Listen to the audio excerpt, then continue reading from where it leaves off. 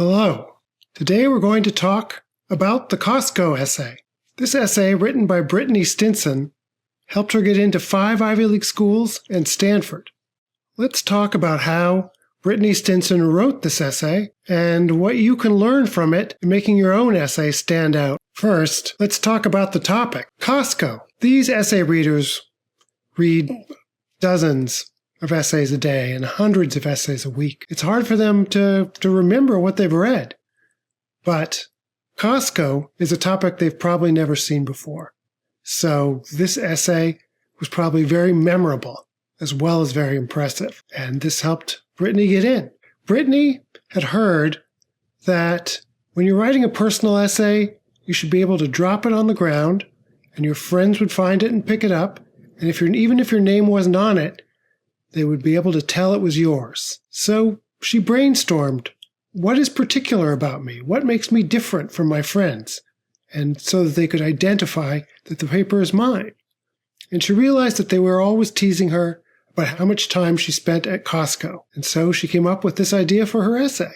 Figuring out what to write is always the hardest part of writing a college essay. The big fear is that nothing has happened to you. You think, I've led a comfortable life, nothing exciting has happened, and this often leads people to a mistake, which is to write about the 2 things that have happened to them, the death of a grandparent or a sports injury. You should never write about these topics because these are things that happened to you. They are not things that you did, that you pursued. They don't show your passions and your curiosity. The great American author Flannery O'Connor once wrote, "Anybody who has survived childhood has enough information about life to write for a lifetime." So that's a good place to start in thinking about what makes you stand out. Who were you at recess? Why did people exclude you or include you? What memories from childhood really stand out? These may show where your passions are, where your curiosity is, what's special about you. So let's look at the hook of this essay. The first sentence or sentences which plant a hook and make the reader have no choice but to keep reading. Managing to break free from my mother's grasp, I charged. With arms flailing and chubby legs fluttering beneath me, I was the ferocious 2-year-old rampaging through Costco on a Saturday morning spree. First of all, let's look at those verbs. Break free, grasp, charged, flailing, fluttering, rampaging. These are all not used as verbs here, but they all have the function of verbs. They make the writing very active and very dramatic. It's one thing to say from my mother's hold, but it's another thing to say from my mother's grasp. It's one thing to say I ran away from my mother. It's another thing to say I broke free from my mother's grasp. You want your writing to have this kind of drama. It also gives precision to the writing. With arms flailing and chubby legs fluttering beneath me, this shows us that it's a small child without telling us. Her arms flail and she's so light that her feet flutter. And then rampaging, of course, makes the writing much more fun. We love the idea of this child rampaging through Costco, creating havoc. It's much more interesting than to say, I was curious about some free samples, so I ran away from my mother to go over and look. Verbs are the lifeblood of your language because you have to make your story move. You have to move from one place to another within your story. And verbs take you there. If you have weak verbs, like is, was, ran instead of charged, then the story's going to be weak. If you have strong verbs, the story's going to be strong. And it's easy online to just look up strong verbs or powerful verbs and find great lists that will help you to put these into your essay. A lot of this comes in the rewriting, right? Brittany might have said in her first draft, managing to run away from my mother, I did blah, blah, blah. But when she looked at it again, she asked, how can I make this stronger? Word by word. These are the qualities that make writing powerful. First, that it be exact. flailing and fluttering, tell us exactly how she was running. It has to be concise. She could have started with, I was at Costco with my mom, and we were shopping, and I saw free samples across the way, and I decided to run over and get some. But no, she starts en media res. Boom. We're in the middle of a scene, managing to break free, and we'll catch up later. But that kind of concision makes her writing powerful. It's also obviously fresh. It's about Costco. That's a fresh topic. And all of the fresh verbs and the fresh figurative language in her essay make it powerful. We're about to look at the figurative language in the next style, in the next slide. My mother's eyes widened in horror as I jettisoned my churro. The cinnamon sugar rocket gracefully sliced its way through the air while I continued my spree. I was a conquistador. Rather than searching for the land of El Dorado, I scoured aisles for free samples. Before inevitably being whisked away into the shopping cart, I scaled a mountain of plush toys and surveyed the expanse that lay before me, the kingdom of Costco.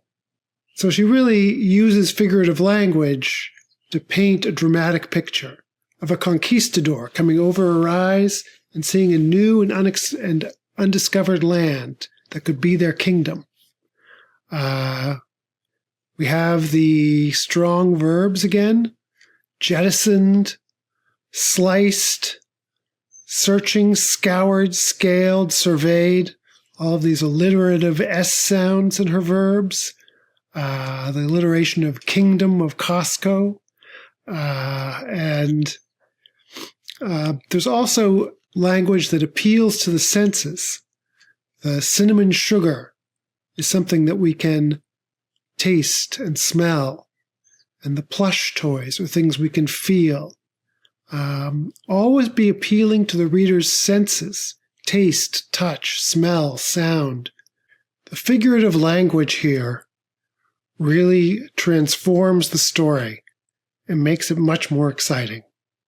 In the actual situation, you have a little girl who runs around in Costco. The little girl is transformed into a conquistador, a curious explorer who searches for new lands and treasures. Instead of running around, she scales a mountain, which is much more dramatic, obviously. And instead of Costco, it's El Dorado, the city of gold. So the figurative language not only makes it more exciting, but it conveys ideas about the subject. So in this case, Costco for her is a city of gold. It's a place that's full of things that she values.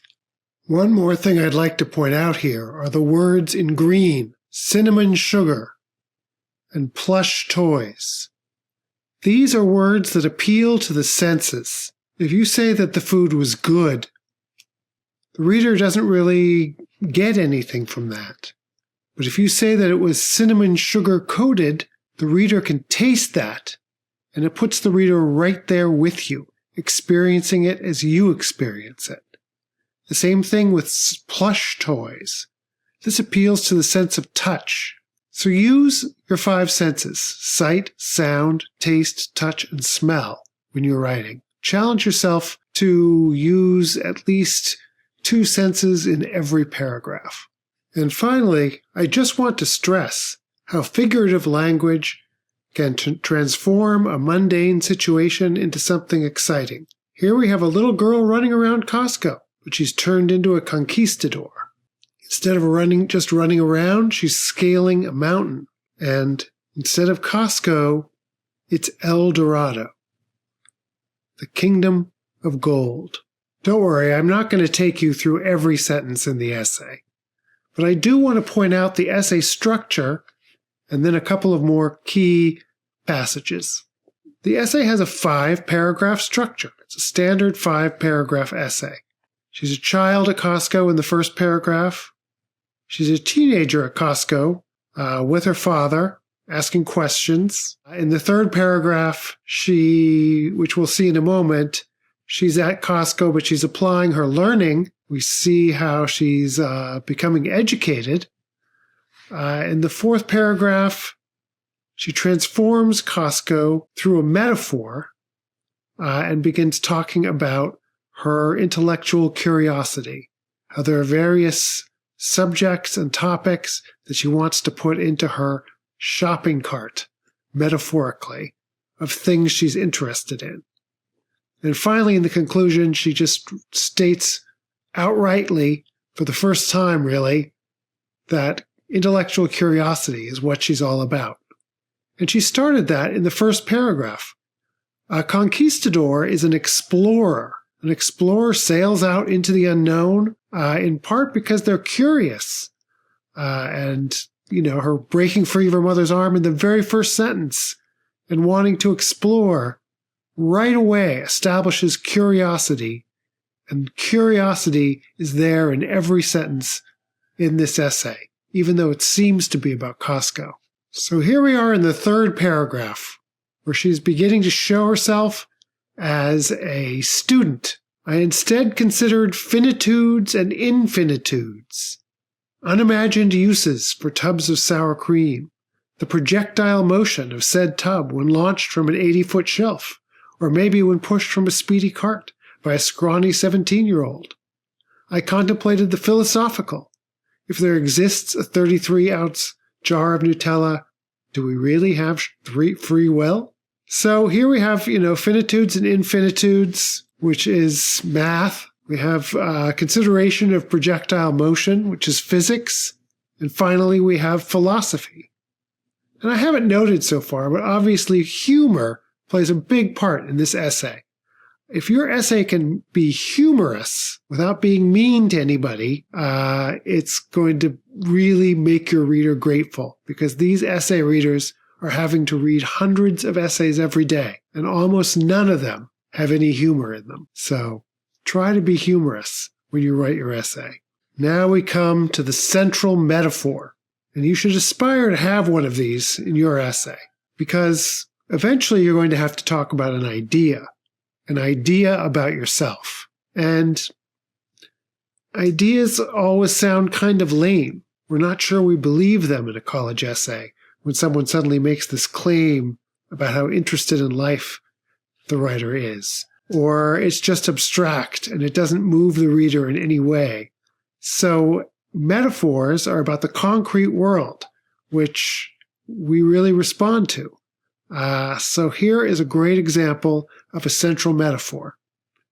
Just as I sampled buffalo chicken dip or chocolate truffles, I probed the realms of history, dance, and biology, all in pursuit of the ideal cart, one overflowing with theoretical situations and notions both silly and serious. With the metaphor here, we're busy admiring the metaphors, and we don't even think for a second to ask ourselves whether we really believe that this is true of Brittany Stinson. So you have to engage with the concrete, with a story about the actual world, about the time that you were embarrassed, or that people wouldn't let you play with them because you were different, something that grabs the heart.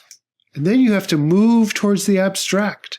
What is the idea about yourself that you want the reader to take away with them? And the way to make this movement is through metaphor. Begin with a fresh, concrete story. My interest in free samples at Costco moves towards an abstract analysis, my curiosity about academic subjects, and then uses metaphor for smooth, effective movement. My curiosity about subjects is like a person gathering things into a shopping cart. And finally, we have the concluding sentences. I find it difficult to complacently accept the what. I want to hunt for the whys and dissect the hows. In essence, I subsist on discovery. Discovery takes us right back to the conquistadors. How do you write a Costco essay? First, you find a fresh topic. It draws us into your particular passions, quirks, habits, history. If you get specific and particular enough about your own story, about your own particular situation, your essay will be fresh. It will be different from everyone else's because you are different from everyone else. You want a lively opening scene, a hook with lots of sensory detail to draw the reader into the essay and make them feel like they're right there with you. You want to use powerful, exact verbs all through your essay to make the essay really move and make the reader feel confident and secure that you're a great writer. You want to use figurative language, including a metaphor that illustrates your central point about yourself, because metaphors and similes are pleasurable and they're concrete and they really hook a reader into your essay. And finally, you want a structure that moves paragraph by paragraph from one place to another. In each paragraph of Brittany Stinson's essay, she seems to be talking about Costco, but she gets older and older in each paragraph. She also moves from talking about Costco to talking about herself, and from talking concretely to talking abstractly. So while it seems that this essay just stays at Costco, she plans it out so that it's always moving forward, which is something you need to do in your essay as well. I hope this essay has not only been informative, but has made you excited about writing your essay. Of course, it can still feel pretty intimidating, and it's important to have someone in your corner who's a trusted reader, who don't show your essay to a whole bunch of different people because they'll all give you different opinions and you'll get really confused and stressed out. So pick one or two really trusted readers who can take you through this process, read everything that you read, talk out your ideas with you, and give you good advice. If you're not confident that you have such a reader, or if you don't have someone in your life who can take that much time, consider Bentham Admissions. I'm here waiting for your essay. All right. Thanks for watching.